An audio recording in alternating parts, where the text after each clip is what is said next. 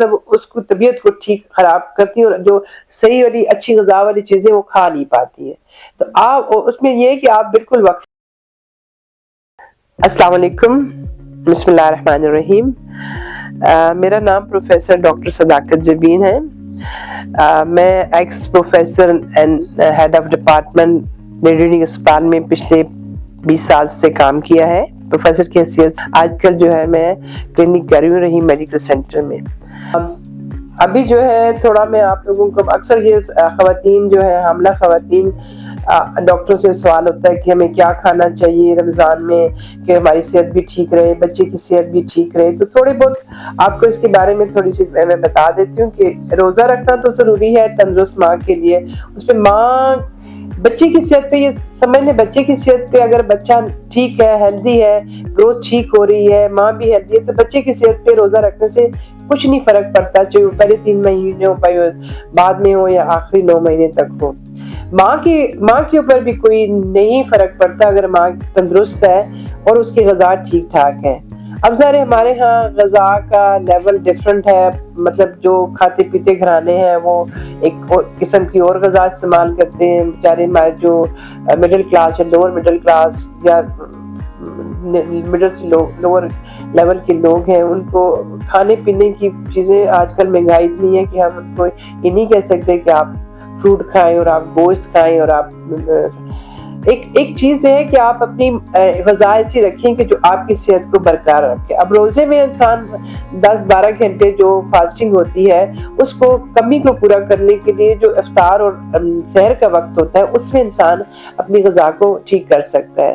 حاملہ خواتین جو ہے جو روٹین کی ان کی غذا ہے وہ اپنا جاری رکھیں.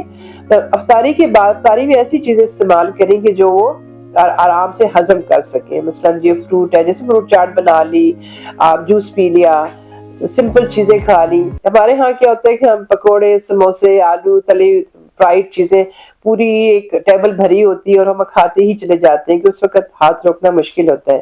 لیکن حاملہ خواتین کا یہ ہوتا ہے کہ بعد میں ان کی ہاضمے پہ پرابلم ہوتا ہے کہ وہ ان کو ہضم نہیں ہوتا، کیونکہ موٹیلٹی گٹ کی سلو ہوتی ہے ڈیورنگ پریگننسی. تو جو ہیوی چیزیں ہوتی ہیں وہ معدے میں رہتی ہیں اور وہ پھر اس کو ڈسکمفرٹ بھی دیتی ہیں اور پھر اس کو جو ہے وہ مطلب اس کو طبیعت کو ٹھیک خراب کرتی ہیں اور جو صحیح والی اچھی غذا والی چیزیں وہ کھا نہیں پاتی ہیں. تو آپ اس میں یہ ہے کہ آپ بالکل وقفے سے کھائیں.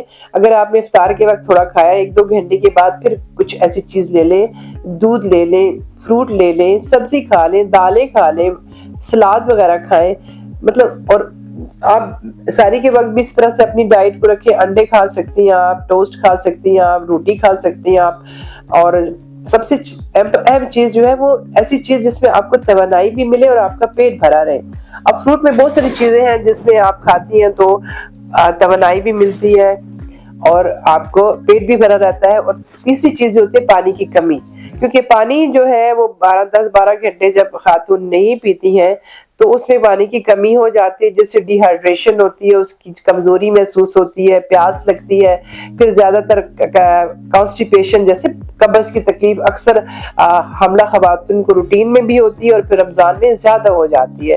تو ایسی چیزیں آپ نے کھانی ہے جو کھانے میں آپ کو بلک دے. بلک کا مطلب یہ کہ پیٹ میں آپ کے معدے کو پھولا رکھے، جیسے ہے نا، جیسے آپ تربوز کھاتی ہیں، امرود کھاتی ہیں، خربوزہ ہو گیا. فروٹ تو ساری ایسی ہے کہ وہ آپ کو زیادہ نیوٹریشن دیتا ہے، توانائی دیتا ہے، لیکن آپ کو مضر اثرات اس کے نہیں ہوتے.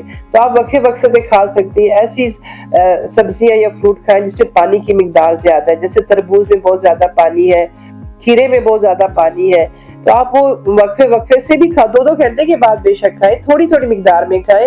ضروری نہیں کہ ایک وقت بیٹھ کے آپ پیٹ بھر لیں اور پھر بعد میں آپ کی طبیعت بھی خراب ہو، آپ کو نوزیا بھی ہو، آپ کا معدہ بھی خراب ہو.